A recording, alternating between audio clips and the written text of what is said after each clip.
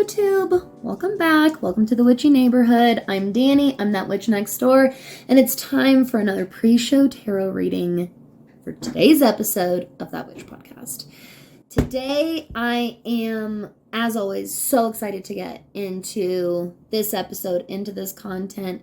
This is an area of subject that I have wanted to record an episode about since long before I even had a podcast. So, this is a really, really good one. Do not miss it. But before we get into all of that, of course, it's time. It's time for a meeting with the cards. So if you are able to, wherever you are at right now, if you could try and make sure that your weight is as evenly distributed as possible so that you feel very centered, very grounded in this present moment, root into wherever it is that you are, whether you're driving in your car, you're sitting at your desk, you're standing up and walking around. Try to visualize and tap into the physical feeling of what it would feel like to feel very physically balanced and grounded right now, okay?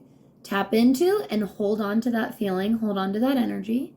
Let's take a really nice, deep, cleansing breath. Close your eyes if you're able to and feel called to. Let that out. Open yourself up. Really open yourself up to receiving any messages, any insight, any guidance that you may be seeking or needing at this time. As always, I'm using my Deviant Moon Tarot deck from Patrick Valenza, and the link to purchase will be in the description below.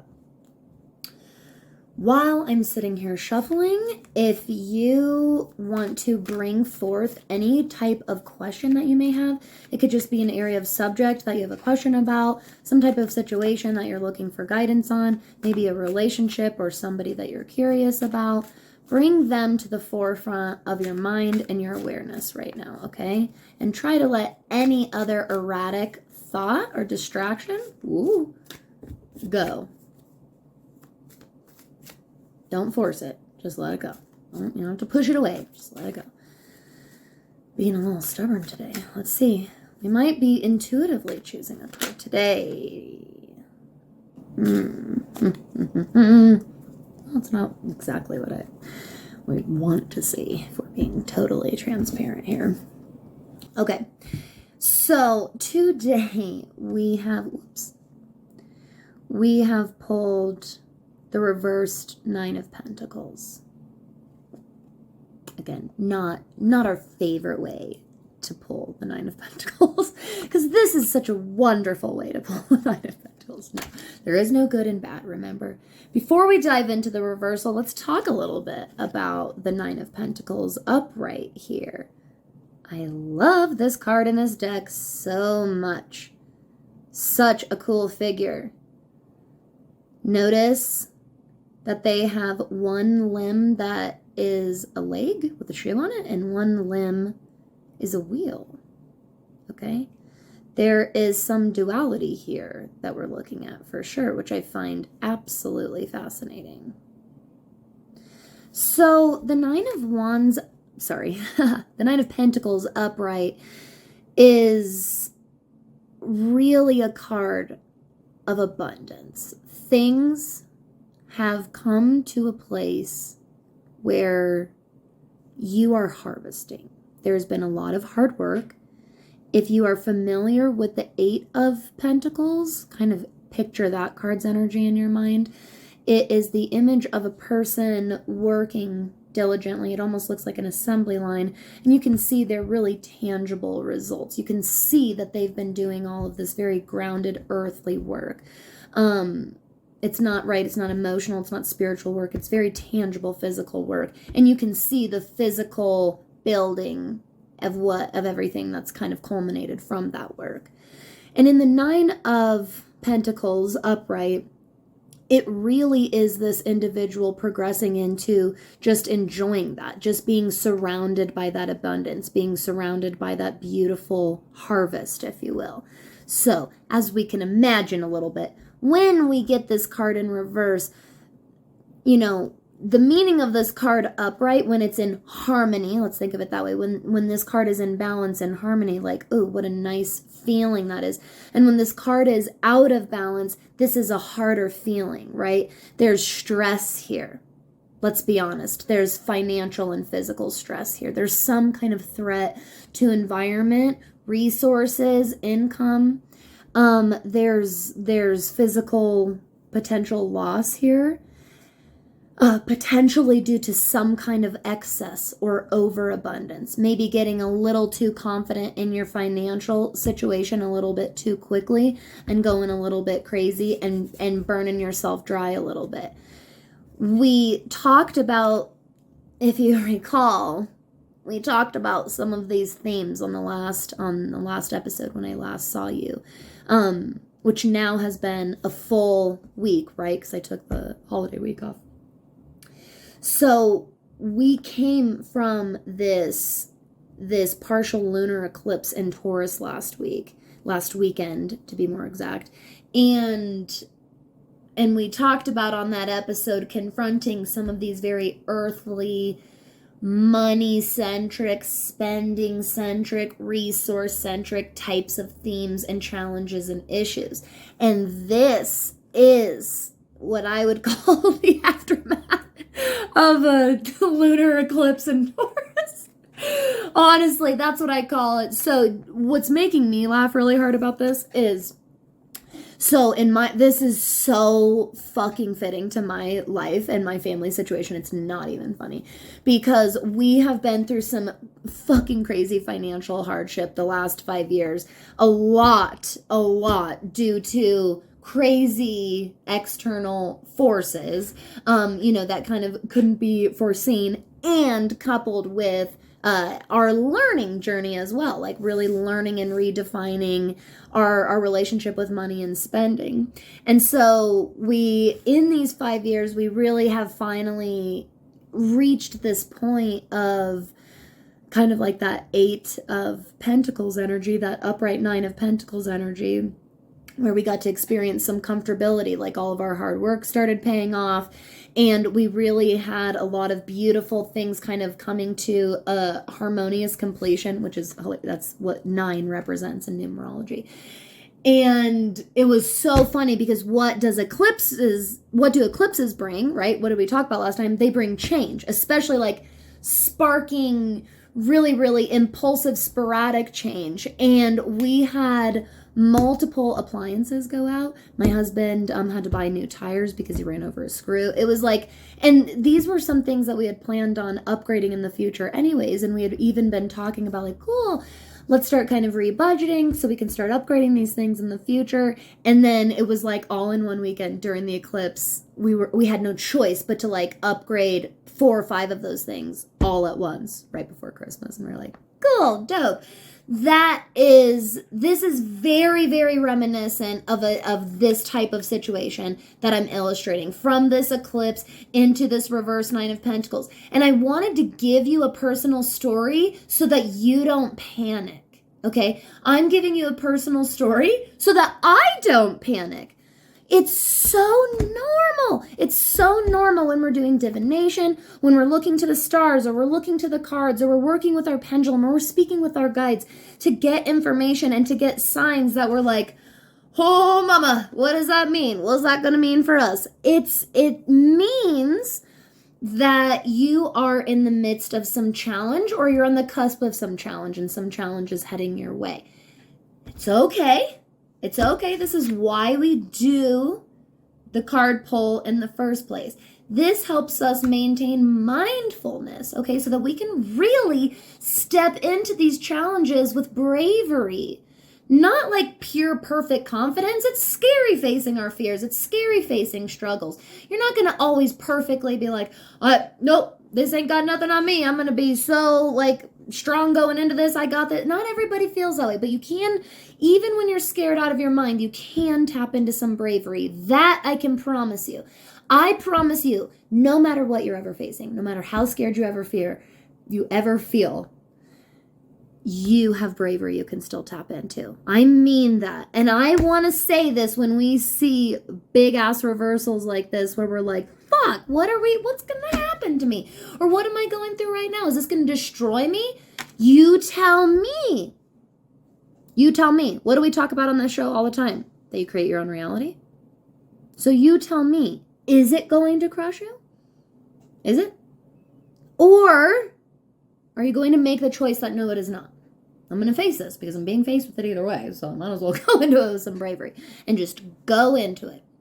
It's okay. It's okay. In the case of like my situation, for example, it's okay. Did we maybe plan on these things? No, certainly not. This was a little bit out of the plan, which again, perfect eclipse energy. This is not in the plan. However, in every reading, within every card, and I just got butterflies. This is perfect for today's episode. There is duality and polarity in everything. There's polarity and therefore duality in everything. And so what this means is this is your guides, okay, telling you how many times can I turn this card around? This is your guides letting you know, hey, I know, kind of at a bit of a challenge here. Yeah, I know. However, I really do firmly believe with the North Node moving into Taurus soon, which will eventually meet up with Uranus retrograde in Taurus, or just Uranus and Taurus in general. You know, we talked about this last time too. We're being so confronted with our sustainability, our practicality, how we consume resources, how we earn resources, and everything in between. And these challenges that we go through are for a reason. So this like experience, and I feel this in my heart of hearts and my bones of bones. You know what I'm trying to say. In my soul of souls, I mean this. I really do think many of us, I think that the collective in general is being really tested with some lack and scarcity right now, really confronting us with those themes, confronting us with our feelings around it, confronting us with our fears around it, okay? And I want you to know that no matter what, you can tap into that bravery, and you are more resourceful than you think. Don't forget that you worked for and earned all of this. And this is where the duality and polarity comes in. Don't forget that you worked for all this, right? We came from 8 of Pentacles. You worked for all this. And that means you can build again. I fucking promise you, no matter how many times you fall down, you can get back up. I don't care how cheesy it sounds. It's so true. I don't care. You can. You can't. If you're a parent and you are advising your child, or if you're not a parent and there's somebody in your life that you care about, like a sibling or a friend or a loved one that you have given or maybe currently have recently given some kind of pep talk to, I want you to remember to turn that in on yourself. Would you ever tell somebody like somebody that you really love, that person that you know has so much strength and they're not able to see it? I see you that way. I see you that way, and I want you to start seeing yourself that way, okay? I really do. I really do. You can do this. We're going to be tested with some big shit right now, and you are more resourceful than you think about it, and you can build again. You will always be able to build again. Always. And by the way, there's usually a lot of really dope lessons in the loss, and there's a lot of even better lessons in the coming back up that we usually realize later on. I never thought I'd say this, but wow, it was that such a blessing in disguise. I never would have known that losing this or losing that or would have been such a blessing in disguise, and it is. Okay? That's what the reminder of today is. And without further ado, right? Let's get in to polarities and dualities. Hello, everyone. Welcome to the neighborhood. I'm Dani. I'm that witch next door. I'm your host. I'm your guide. I'm your mentor and instructor in all things magic, witchcraft, astrology, and witchy business. And I am a little more excited than usual. And I know I tell you I'm excited every time, and I hope you know that I genuinely mean that every single time. But I really, truly am a little extra excited about today's episode because this is one of my favorite astrological themes to talk about. It has been one of the most prominent themes in my studies. If you've ever had a session with me, you know that it's a prominent theme in how I do my readings and how I do my sessions, because I do believe so wholeheartedly in the overall universal concepts, well, the connected concepts of polarity and therefore duality. Oh, I'm so excited to talk to you all about this. Now, this subject in general is not super foreign on this podcast. I have mentioned this before, but today is all about me really allowing myself the airtime to really dig into this, because it has been one of the most beneficial learning tools for me personally and in my studies, really in my actual retention of learning astrological knowledge. And I cannot wait to share this with all of you, because I really believe that these themes resonate so deeply and so well with everyone, because this theme is so universal. And I personally believe, as you'll see as we go on today, I believe that this theme, this universal theme, is just that, truly universal. I think it exists within everything within our universe. And I will be getting into that. So, it's really nice to be here. I feel like it's been so long since I've been with all of you. I just wanted to say thank you all so much for letting your girl have a break the last couple of weeks. I really appreciated it. I am in the middle of a lot of really fun transitions in the business, and I'm having a blast with it. But I also, have to practice what I preach and make sure that I'm putting my mental health first and my well-being and my family and all of that. So I really appreciated everybody's support the last couple of weeks while I took a little bit of time off of the podcast and just put out one episode each week. But we are back in full swing, 2 episodes a week, and I'm really excited about this next progression of episodes as we kind of get into the meat and potatoes and then finally end up wrapping up the Applicable Astrology series. So let's talk a little bit about this. Okay. Hello. It's Tuesday. It's November 30th. We are about to start a new calendar month tomorrow, depending on when you're listening to this, of course. And the moon is in Libra today. Where is everyone today? We know if you've been putzing around on the astrological community on Instagram, you probably saw that Mercury did make his sneaky little way into Sagittarius. I feel such a harmonious energy there. Mercury and Sagittarius. Sag is so fun. Mercury, honestly, is very fun-based as well. In fact, it gets him into a little bit of trouble sometimes. And so I think that this is kind of a fun energy. I think that we find ourselves being a little more honest than we realized that we were being in the moment. And we were like, oh, did I just say that? Oh, shit.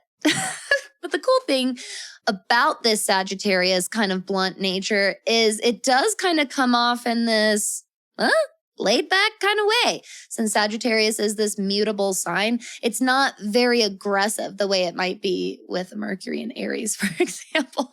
This is more definitely being blunt, definitely being honest. I think that all 3 fire signs are very truth-based like that.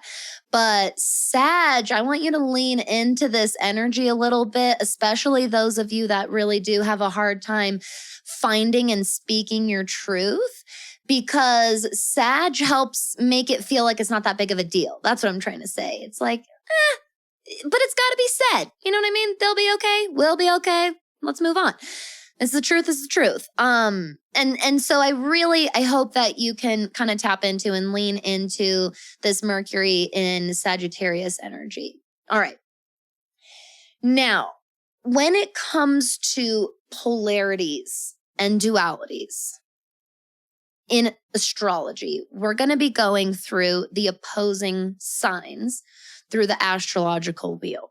So if you want to head over to thatwitchnextdoor.com/resources, you will be able to pull up a visual of an astrological wheel, or you can pull up your favorite copy of an astrological wheel that you have anywhere else. They're everywhere. Okay. Did I just write in my face? No. I should be really careful when I'm teaching class like this with a pen in my hand. Now, before I get into the 6 polarities, okay, there are a total of 12 signs, which means that there are a total of 6 polarities. First, I want to preface all of that first with kind of my theories and my thoughts around this universal theme, like I referred to it, of polarity and therefore duality. So in nature, in our universe, that made it sound really a lot cooler. In our universe. Okay. In our universe, in everything that exists,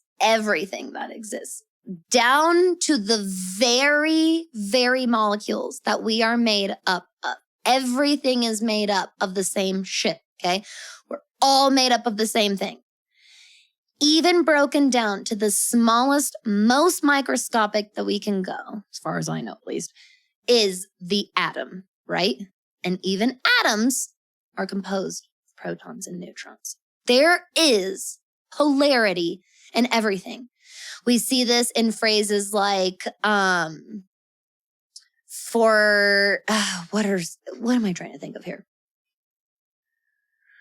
For every reaction, there is an opposite for every action, there is an opposite and equal reaction. This is another theory theme that connects to this overall universal theme of polarity and duality that I'm talking about.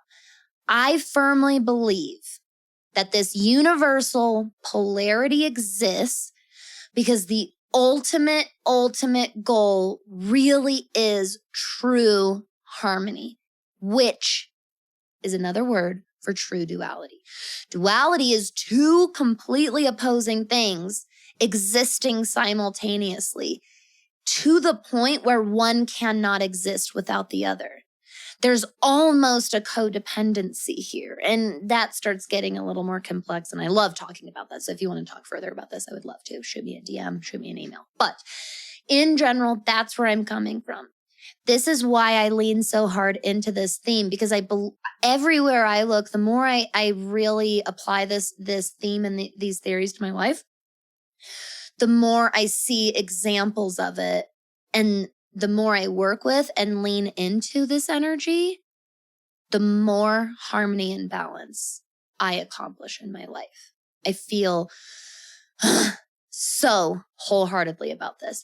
And I'm going to be very blunt with you and say, I want you to take the themes that I'm talking about today of such hard fucking opposites, okay? That's what a polar is. They're fucking opposite for a reason. I want you to apply these themes directly to our political, social world and society right now. Everything that's going on in our world, especially politically, especially anything you see in the world that has this very hard binary quality to it. I want you in your mind to pull up the themes of this episode. I want you, listen to me, this is your call to action. I want you to open your mind and yourself up to duality, true duality, that 2 things can exist, and maybe they need to exist at the same time. Maybe they need to exist at the same time, because the true goal, at the end of the day is collaboration, is learning from one another in order to harmonize. Okay? I really want that to sink in, and I just want you to take it with you. All aboard the starship. Here we fucking go. It's time to begin with Aries and Libra. So we have the first house and the seventh house here. I'm so excited to have done this series because now it's all fresh in your minds because I know you just listened to your houses episodes. We've got first house, we've got seventh house. We've got self, we have others.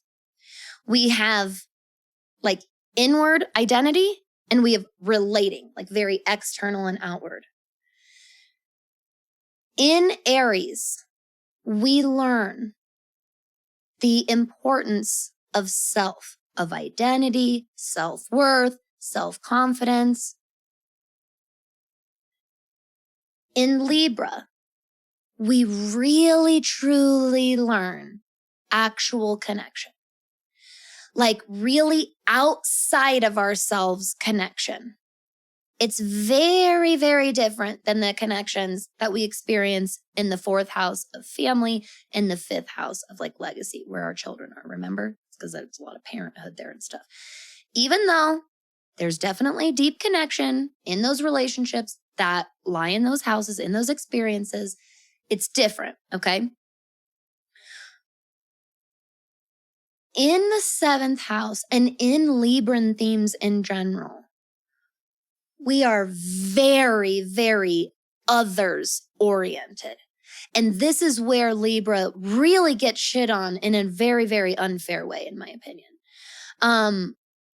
Libras get lost in that stereotypical people-pleasing syndrome because they truly are so concerned with others, with balance and harmony, that they're willing very often to self-sacrifice in the name thereof, which is exactly why they're here. That's what they came to really learn and master in this life, okay, when you have prominent Libra placements.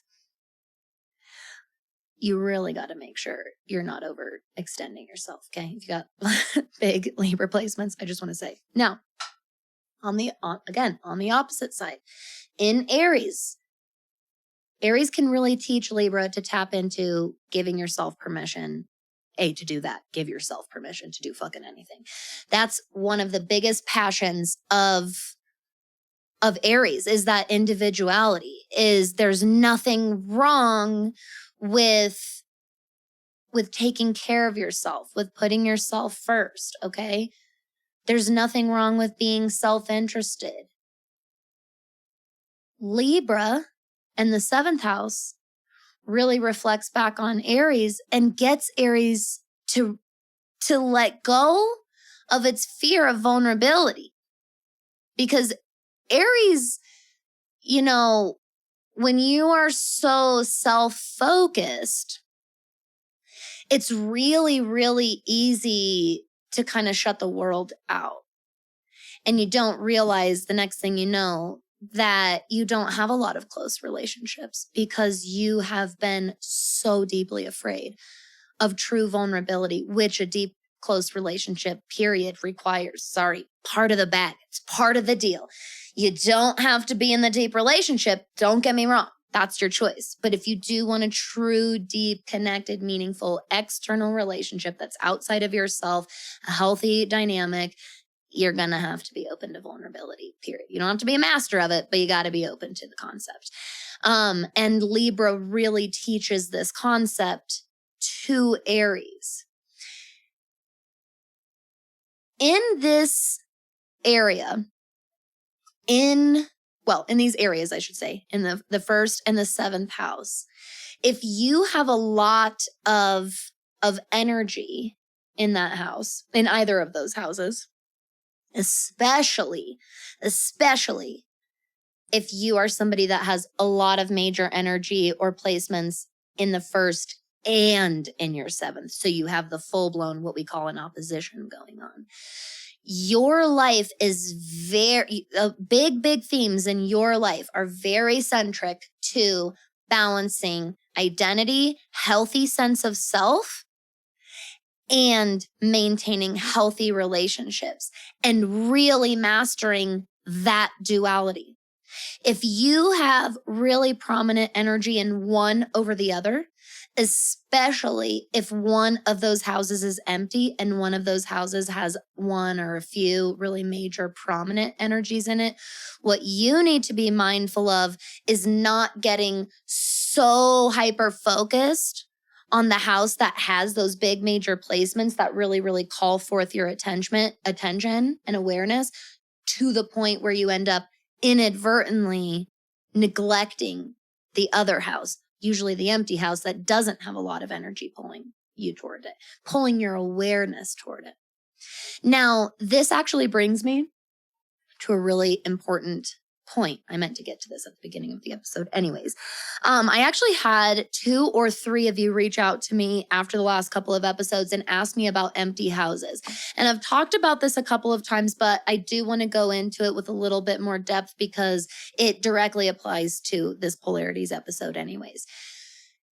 In astrology, one thing I want to make clear first and foremost is in astrology, in your natal chart, if you go look in your chart and you have 1, if you have 5 empty houses, like whatever the number is, it is not, I repeat, it is not a bad thing. There are no, remember we talked about this on the eclipse episode, there's no good and bad aspects, there's no good and bad placements, all right? It's not about being bad or good. Empty houses, it's not really a black and white answer, okay? It's not really like an empty house definitely means this and it definitely does not mean this.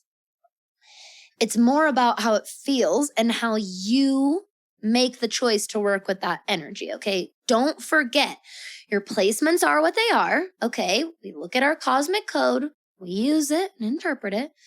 But no matter what, soaked into everything we do is our free will and choice. Okay, that's why the placements, the aspects, the houses, whatever it is not inherently good or bad. We can potentially make them good or bad, I suppose is a good way of saying it, depending on what we choose, what we decide to do with those placements, to do in those empty houses, okay? That's more what it's about. I have seen so many charts. You guys, I'm serious, listen to this. I've read so many charts by this point, okay? I've looked at so many fucking charts, whether it's a client or a celebrity online. Like, I'm obsessed with astrology. I read charts every day, all the time. And I promise you, in all of my experience, there's no such thing as like a good chart, if you will. Meaning if I look at it, I would go, oh, perfect. This is probably a really good person. This is probably X, Y, and Z. I have read charts for dirt bags, murderers, okay? You gotta do. There's actually a podcast that I'll shout out and tag called True Crime Astrology. And it's dope. I'll link it. Making a note. Okay. I'll link it below. But I've read, okay, trust me, I've looked at the charts of what we would definitely call bad people, okay? And if you didn't know anything about that person and anything they had ever done and all you had been given was the chart, it, depending on the reader and the astrologer, you could have easily interpreted as, oh, wow, this person can do X, Y, and Z, and they have all these strengths. And it really, truly is about what that person does with the chart, which is where we get twins, by the way, just so you know. Oh, that's another big question that I get all the time. Identical twins that have the same charts. Keep in mind, no matter what, you're going to be at least a minute or 2 apart, no matter what. And that's going to change the rising sign. It's going to change the degree of the rising sign, even if it's down just to the minute. That can make the most, even though it's little, a significant difference, because they're still human beings who have free will. They get to use their charts. They get to show up and embody their charts however they please, okay? However they decide. So keep all of that in mind. So when it comes to empty houses, it is not a good or a bad thing. And I don't want you to think or get too confident, okay, in this theory. But, well, let me rephrase that. Empty houses are areas of life that our higher selves, that we did not choose to really put a lot of focus and attention and awareness on in this particular incarnation. I don't want you to automatically think it's an area of mastery. That is what I mean when I say don't get overly confident. It does not mean it's an area of mastery. It doesn't automatically mean it's an area of challenge either. See why this is a little kind of, you have to kind of read your chart and interpret what your empty houses mean for you. And then look at somebody else's chart that you know really well and look at their empty houses and see maybe how it's a little bit different than your empty houses, okay? You'll see. The more you look at charts, you'll start to understand this energy.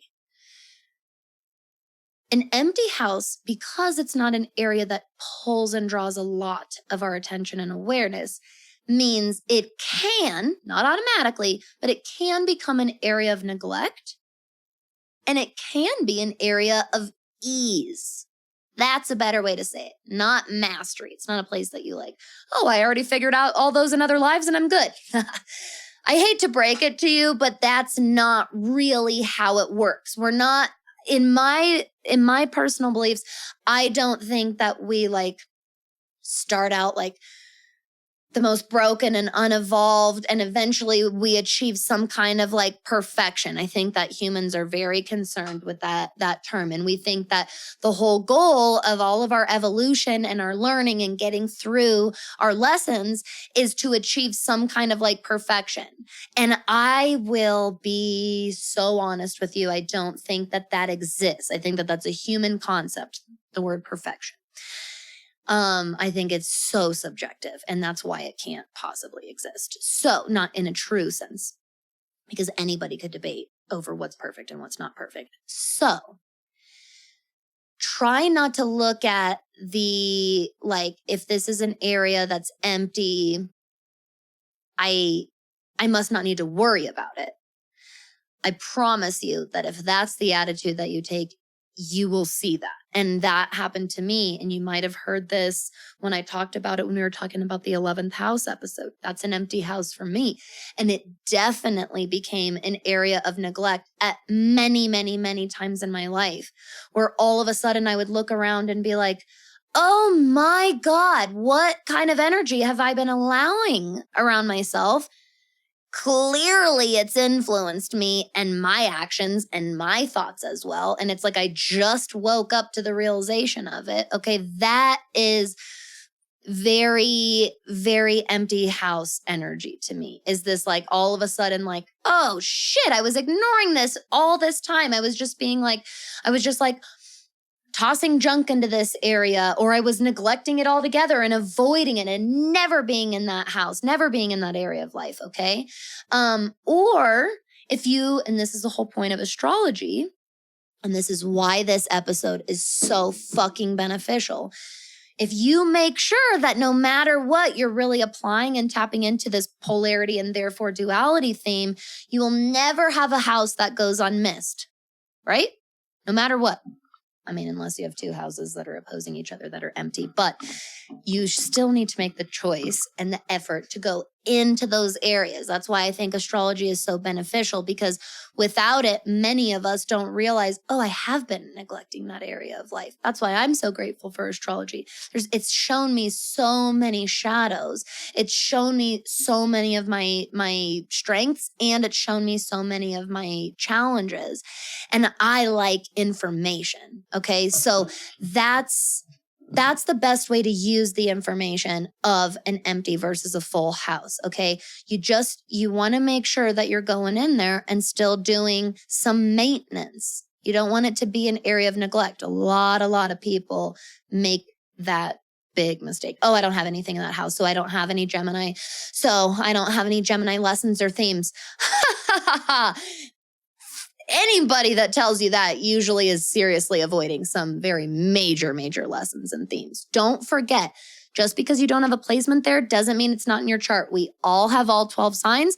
We all have the full energy of the astrological wheel within us at all times, okay? I love that. Now, let's move on into Taurus and Scorpio. So in Aries and Libra, we really learn and master duality of self and others, okay? Taurus and Scorpio's second house to eighth house. We now are bringing in major themes of possession and possessions. That's why in Taurus, in the second house, we have income, our house and our assets and our, right? Like our daily physical possessions that we have, how we make money, how we spend money, especially on those physical like things in our environment. Scorpio then transcends this into a longer term version. The opposite or opposing energy here to me has very much always been this very earthly attachments, earthly possessions, physical and emotional and spiritual attachments and possessions. Now, in Taurus, we learn themes of sustainability, practicality, patience. This is a place that's ruled by Mars, whereas on its opposite, Taurus is ruled by Venus. Taurus is ruled by Venus. But on its opposite sign, Scorpio is traditionally ruled by Mars. There it is. And so there's this very earthy, receptive nature in Taurus. That's why Taurus is so patient, by the way. It's got that Venetian influence.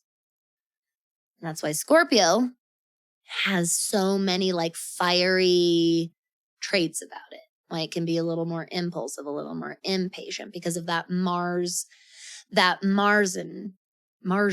influence. Okay. Scorpio with that stinger, especially, gets Taurus to fucking budge a little bit sometimes.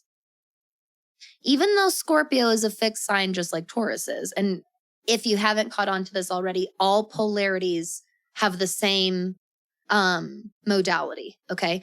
So Aries and Libra are both cardinal, Taurus and Scorpio are both fixed, and so on and so forth, okay? Scorpio, though also a fixed sign like Taurus, still does take more action, I would say, than Taurus. And this is where Taurus really learns Scorpio something. No, Taurus really teaches Scorpio a thing or two about empathy, which I think is fascinating. This is one of my favorite polarities, by the way, because technically Taurus is this earth sign. Earth really gets labeled with cold and detached and emotionless. Scorpio being a water sign's going to get labeled as being very emotional, right? However, Taurus really teaches a different kind of empathy and therefore receptivity and patience to Scorpio. And on the flip side, on the big flip side, Scorpio actually teaches a very important lesson in patience to Taurus. And people are always blown away when I say that. They're like, what? No way. Taurus is the most patient of every sign. False. I would argue that it's Capricorn, but we can debate that another time. Scorpio is who teaches Taurus, my friends, about long-term investments. This is where those emotional attachments and honestly emotional possession comes from. Is Scorpio understands long game. Remember in the story and the progression of the Zodiac, remember that because Scorpio's on the top hemisphere, it's so external, but Taurus, little baby, it's still so new in the progression of the Zodiac. So it's still very, very not self-interested, but there are a lot of themes regarding personal, yourself, when you're still in the sign of Taurus, okay? It's still a very internal energy and internal sign. Internal it's an internal portion of our astrological journey when we're in the sign of Taurus. And Scorpio is way more external than that. And because of that, what does Scorpio have? It has broader perspective than Taurus has. And Scorpio is able to teach Taurus, therefore, hey man, long game. Long game. This is why that house has these long-term investments like we talked about, okay? That's why taxes and long-term assets and investments are in that house. That's why Scorpio has a lot of the psychic ability that it does. It's very plugged into the network, very tuned into all of that, while Taurus is totally plugged into and in tune with the earth and the physical environment around it at all times, okay? And really helps ground Scorpio, who can totally get lost in its occult knowledge and its spiritual knowledge. Honestly, it can get lost in being too long term. And Taurus reminds, therefore, Scorpio the importance of the day-to-day possessions, the day-to-day spending. See how they fuel and feed each other. You'll notice that they're all meant to do that. That's the whole point of all this. Now, into Gemini and Sagittarius. Now we're into two mutable signs, okay? Gemini, airy, Sagittarius, fiery, Gemini, ruler of the third house. We are detail focused here, okay? We are obsessed with gathering information. And quite honestly, this is the commonality between the two. You'll find that there is a common theme in all of the polarities. So in the Taurus and Scorpio, it's very much possession and all of the different meanings within that word, right? In Aries and Libra, it's self and others, okay? That natural duality of I am an individual that lives here on this earth and I exist with other people, okay? That's their theme. And here in Gemini, Sagittarius polarity, information, okay? Gemini, again, since we're in the early stages of the zodiac wheel, we're very day-to-day oriented. That's why we're so detail-oriented in this sign at this stage. That's why Gemini has to comb through everything. That's why Gemini needs to know the whole story. I need to know every single thing that happened. Do not leave out a single fucking detail, because to Gemini, it needs and it thrives off the analyzation process itself. That's why there's this starvation and craving for details itself, because it wants to thoroughly process. Mercury ruled signs, Gemini and Virgo. I want you to think of the word thorough when you think of them, okay? That's why Gemini, Gemini Mars, that's why we talk so much, because we want to be so thorough. We don't want to leave out any of the information. That's why in Virgo's so efficient and gets everything possibly done until it basically works itself to death. It's thorough based, okay? It really values thoroughness is a better way to say it. Now, in Gemini, there's this natural curiosity, right? Because of this theme of information gathering. And we very much see this reflected in Sagittarius. However, some of the big opposite or opposing differences here are going to be, number one, I find Gemini to be Gemini and Virgo, the lower hemisphere mutables, to be the least flexible of the mutable signs. And I find Sagittarius and Pisces, the upper hemisphere mutable signs, to be the most flexible signs of the whole entire wheel. They're the most like, like laid back, like go with the flow. Adapt. Gemini and Virgo definitely do it, but there is a rigidity to it. And that's because of the Mercury ruling. It's very jittery. In Sagittarius, we find the same type of movement because it's constantly moving, just like Gemini. If we're mutable, we're almost constantly moving. If you have mutable placements and you're a jittery person that has there's your mutable placements shining through. We have a lot of that never-ending movement in Sagittarius, but the difference is we're smoother here. Why? Why are we smoother? This is the biggest key difference between the two of them. Sagittarius is constantly zoomed out in the bigger picture. And you'll find this in the overall biggest opposition of all, which is the upper hemisphere versus the lower hemisphere, okay? And we could even go across the other axis too. axis too, but let's not get too far. In Sagittarius, because we're on the upper side of the hemisphere here, we are very zoomed out, like we've talked about in the houses episodes. We really have a bigger perspective. We've been through so much experience. We have a bigger perspective. This gives Sagittarius, especially that fiery placement, this confidence.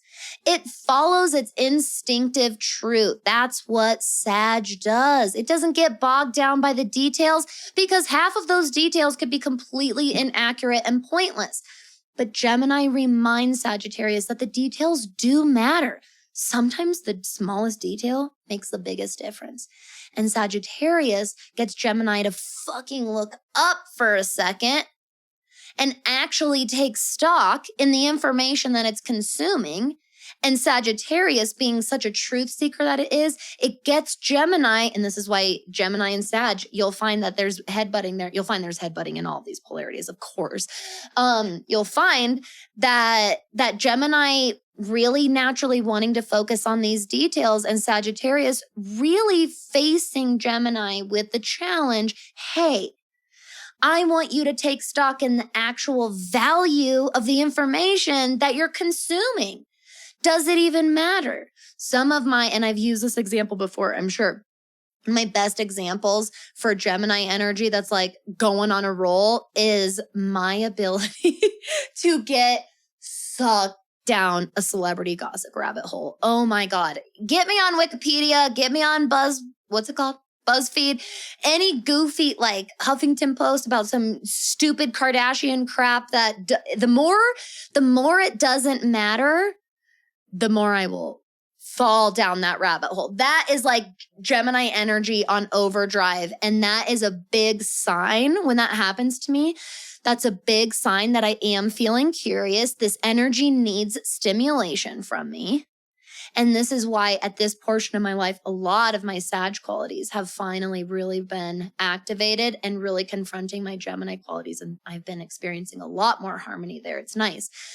Sag helps me to take a step back and look at the bigger picture and go, hey, we're needing some stimulation in this area, obviously. Gemini is going to consume and gobble up and be super thorough about almost anything you put in front of it. So why don't you replace this, 2 hours? I'm not even exaggerating, like 2 hours of like clicking down an internet rabbit hole about Travis Barker and Kourtney Kardashian. Instead, take that away from Gemini's focus and insert, I don't know, a book about philosophy, a book about ancient history, a book about cooking, a book like all of these different interests that I have, okay? Give Gemini something it really is interested about, and you will have a mastery of a subject. Seriously, when you tap into and balance Sagittarius and Gemini energy, you can fucking explore and master any subject, but you gotta balance the two, okay? Again, that's gonna be the theme for every single polarity. Okay. This now brings us to, they're all my favorite. I'm going to say this is another favorite, but they're all my favorite because I love this theme. Cancer and Capricorn, 4th and 10th house. Guess what is here? Guess what's here? Life, work, balance. If you have really prominent MC and IC energy, 4th and 10th house, even if you just have whatever houses they rule for you, if you have prominent Capricorn and Cancer energy, or if you have really prominent Capricorn and a lack of Cancer or vice versa, I can almost guarantee you that life-work balance is going to be a big theme for you. But seriously, first of all, in astrology, Cancer is considered, or what we have labeled many times as like the mother energy of the zodiac. I don't love giving that as like a hard and fast label because I really don't want to super like genderfy any of these energies. Really, truly. Because even within each father and mother, or however you would identify, is polarizing energies that have nothing to do with gender. So try and open your mind. Don't avoid that. Just expand beyond these binaries that we're like really conditioned, okay? So instead of thinking of the term mother as like woman, think of themes of mother. and more. Let's go a little bit further. Themes of home, themes of household, themes of family, right? The roots, where you come from, tending to those things.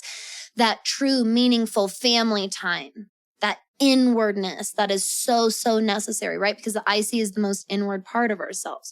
This is us as children, our relationship to our parents. On the opposite side, in Capricorn, which again has been very often referred to as the father energy of the zodiac wheel. Capricorn is so driven to build and provide the most efficient system for all. Again, since we're on the top half of the hemisphere, we're super, super externally vision focused. If you like, that's where our perspective is. We're very, again, to use the same phrase a trillion times, we're zoomed out up in Capricorn, okay? And this really helps pull Cancer out of its crab shell. Capricorn really can help get you out into society. Cancer, on the other hand, really brings and anchors, which is fucking fascinating to me, because technically Capricorn is an earth sign, right? Very grounded energy, as we would talk about. And Cancer is a water sign. Normally, we wouldn't say that's a grounded energy, but because it's on the lower half of the hemisphere, because it's located at the IC, this is really, and when we're talking about the fourth house in general, regardless of what is ruling there, it's very interesting. There's an anchor here. This is really where the 10th house is anchored, and why and where their theme comes from. They also feed each other. They can help each other thrive. This is why, are you ready? This is why it all starts at home. When I say that phrase, which I have said a million times, I'm literally talking about this. That phrase came to me when I was studying, when I was really like deep in the IC and 10th house opposition, and like really just working with those themes, I think in my own chart. And that's when it clicked with me. Whenever people say you can't pour from an empty cup, or it all starts at home, because people say that too.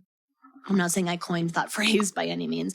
I mean, when I say that, that's what I associate it with, is this like astrological polarity. Whenever I say it all starts at home, like internally, I'm picturing like 4th and 10th house, like this theme in general, okay? And so this is where we learn that lesson. This is where we also learn, are you ready for this hard truth? That you have to leave your home. You have to leave your home. It's important. You can't stay home forever. You can't never fly the coop. This theme is so important. This is where we see, especially in parenting, whether it was our relationship to our parents or our relationship to our children, just letting go of things in general, all things grow and like eventually outgrow us, or like needing us, okay? This is a big theme in your business too. When you want to like build regular clientele or whatever, and you want to work with somebody indefinitely, that's not a super, and this is okay, but that's not a super realistic expectation to set for yourself. We're constantly growing and evolving. Nothing ever truly stays the same. It just doesn't. And so we will eventually always outgrow everything, and that is okay. And this is what Capricorn, 10th house, and MC stuff teach this Cancer and 4th house and IC, okay? Is that we don't just stay there forever. What the fuck would have happened in the story of the astrological wheel, the beautiful journey we all went on, if it all ended at the 4th house? Oh my God. Can you imagine that? And this is where Cancer has to face a lot of its themes. This is where helicopter parenting comes from. This is where overprotectiveness of whether it's your family or your friends come from. You have to be willing to let people go out and grow. And that means that they're going to get hurt. And it means that bad things are going to happen to them. I can guarantee it, because you know what? That is a part of our experience. But look at the whole wheel. If we would have stopped there, that was only a quarter of the journey. Capricorn reminds Cancer that there's so much more. Cancer reminds Capricorn that you always have a place to come back to, that roots are important, that roots matter, and that you can take your home wherever you go and you can create that sense and that energy wherever you go. This is where they harmonize each other. So, see, it's just one of my favorite themes. I love it. Now, we're on to the last couple. Into the 5th house with Leo, opposing Aquarius in the 11th house. This is a huge theme in my life, because my north node is in Aquarius and my south node is in Leo. And if you were born around the same time as me, which I was in October 1990, if you're within, upwards of a year and a half prior to me and anywhere in between, you probably also have the same placement. I think I'm getting that right. I'm getting better about not needing to look that up and being able to do that in my head. But this is a very prominent theme for anybody that was born within that time that I'm talking about, because our north node and our south node are always 180 degrees away from each other. It is an automatic couple of placements. It's an automatic aspect we're all born with. It's an automatic opposition or polarity that we're born with, because the nodes are always 180 degrees apart from one another. So they will always be in opposition. And this is where we look to see where we've come from and our experience, where we've been comfortable, what we've worked through prior.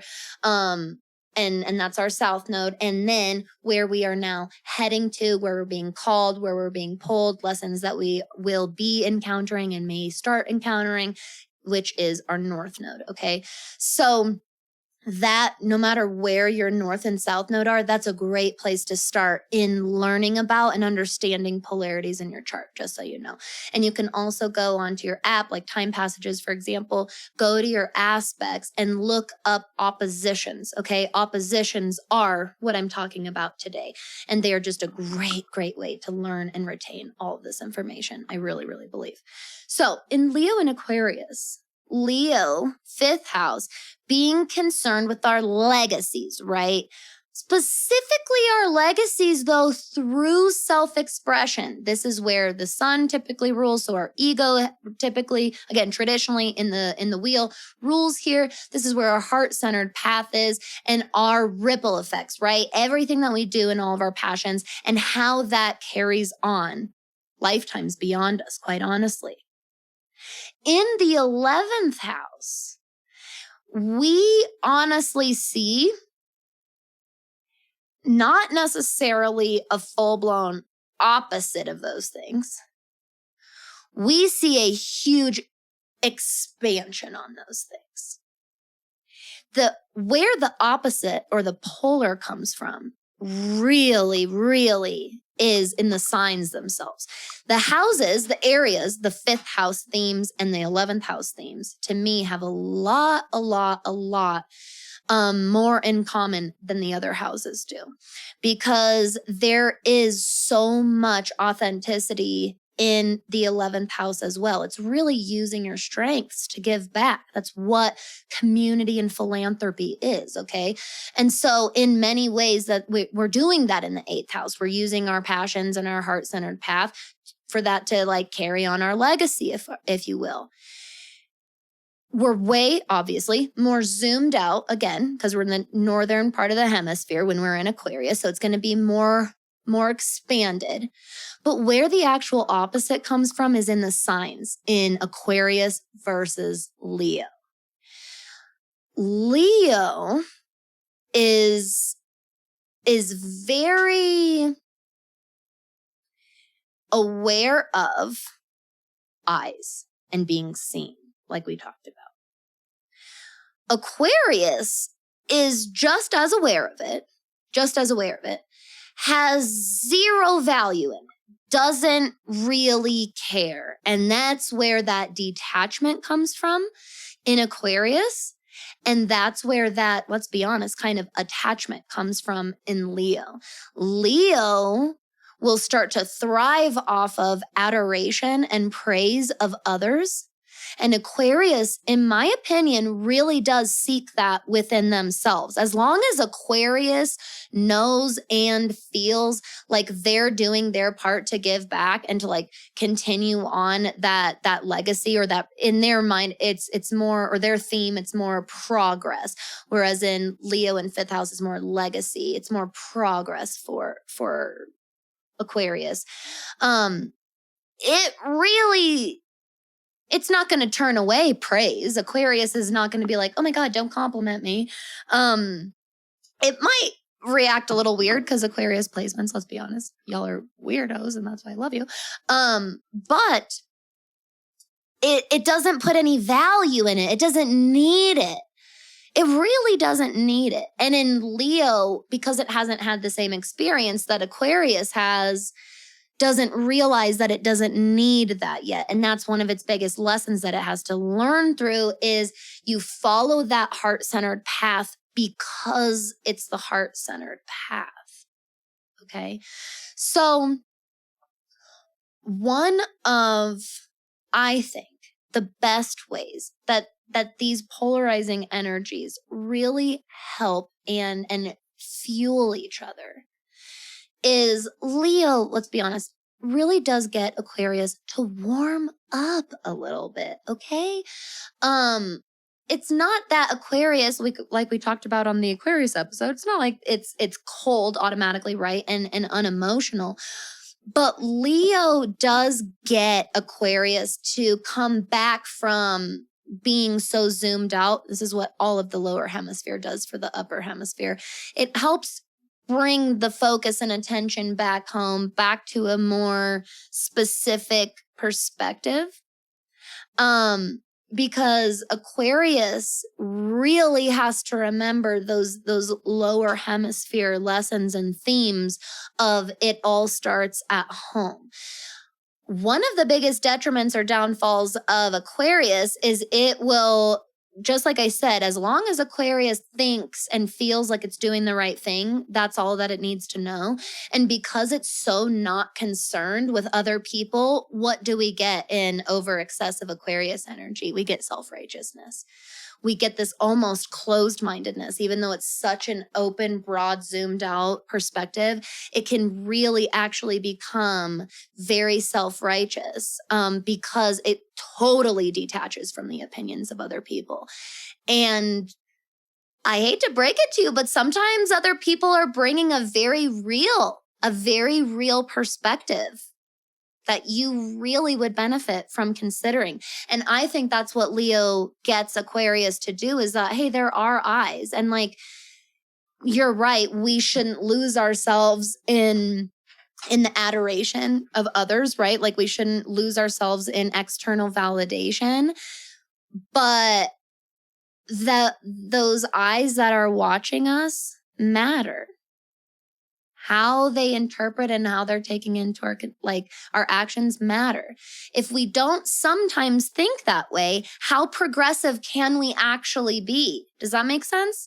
If we get too closed off to the opinions of others, again, you don't need to base your own personal value on that. But I do think in a lot of ways, they get each other to be more open-minded. I think that Aquarius really gives Leo the permission to detach from the need of others, from the need of like praise of others. But I think that Leo reminds Aquarius like, hey, there's other people, like, you know what I mean? Like that closer community, that legacy, that personal legacy that you're leaving behind, that matters just as much as this ultimate communal, really collective legacy that Aquarius is so driven to leave. Okay. So that's one of my favorite ones. It's a really profound one. If you want to talk profound, let's wrap it up then, because the 6th house and the 12th house is a very profound place. I think that this is where manifestation is. You could technically find themes of manifestation in any of the other houses, but it prominently lives here. So in the 6th house, where Virgo traditionally rules, because we're on the lower hemisphere, this is where we are focused on our day-to-day self-service. Remember, our self-routine and rituals. It's a very, very physical place here because it is an earth sign. Virgo's an earth sign. But it is Mercury ruled, which is very important here. So there is some air in this 6th house, which is very, very important. Because in this polarity in specific, the mind matters a lot because the 12th house, the opposite, is where our subconscious lies. And where is our subconscious but in our mind? So even though Pisces is a water sign, I think it is important that we note that there is established air energy here that comes from the 6th house, that comes from that Mercury ruled Virgo. And I think that that is what brings Pisces and the 12th house themes into real life. Hence we have manifestation. Pisces being the dreamer, especially if you're looking at the astrological wheel on the website. Pisces, the dreamer. Virgo on this wheel is labeled the purist, but if you've heard me before, I will always refer to Virgo as the alchemist because of the Numinous deck, which, yes, I will link. The Numinous. Okay, I'll link it. It's an astrology deck. You can use it like an oracle deck. I've always used it like a study tool. I'll do a little show and tell with it one day. But in that deck, Virgo is actually labeled the alchemist. And I think that label title, if you will, I like that better than label. That title resonates a lot better with Virgo. Pisces being the dreamer, Virgo being the alchemist. This means that we have some pretty big superpowers in this house. We can dream it, and we can bring it into reality. That is the goal here. Now, this open, healthy communication line between the 12th and the 6th house, no matter what rules it for you, is fucking important, okay? Important. I'm serious. If you lean too heavy into one or the other, we have some massive self-sabotage going on. Virgo and Pisces both, their biggest downfall is self-sabotage. Number one. And Pisces, again, being upper hemisphere, being more zoomed out, they're more open and willing to be like, yeah, I do struggle with some self-sabotage. Virgo, so because Virgo, one of its main major themes is self-improvement, that means, like we talked about on its episode, it really doesn't like facing itself. It's going to naturally kind of avoid actually improving itself. And that's why it hyperfixates on its environment or improving those around them. And Virgo is not as open to this concept or this mirror in their face. They typically are, this is going to be the energies within yourself that tell you, no, it's not us. It's not us. It's other people. It's outside of us. It's outside of us. And Pisces, because the 12th house in general is this final, step or place in the overall progression of the wheel, Pisces in the 12th house, you've come so far by the time you get to the 12th house.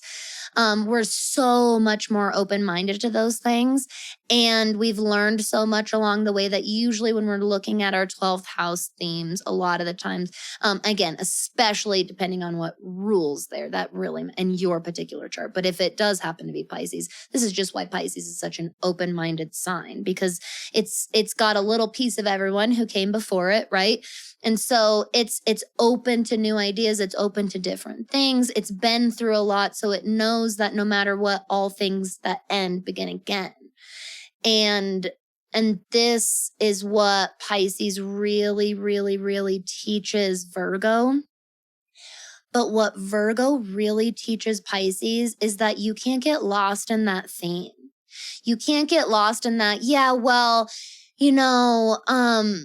everything that ends begins again. So I'll always get another try. So I don't even have to worry that much, right? This is where we can get that kind of self-sabotaging behavior where we're we're really not being accountable for this earthly life and this earthly existence, like these physical actions that we're taking. And Virgo and the sixth house really reflect and teach that to the 12th house and teaches that to Pisces. This is very classic.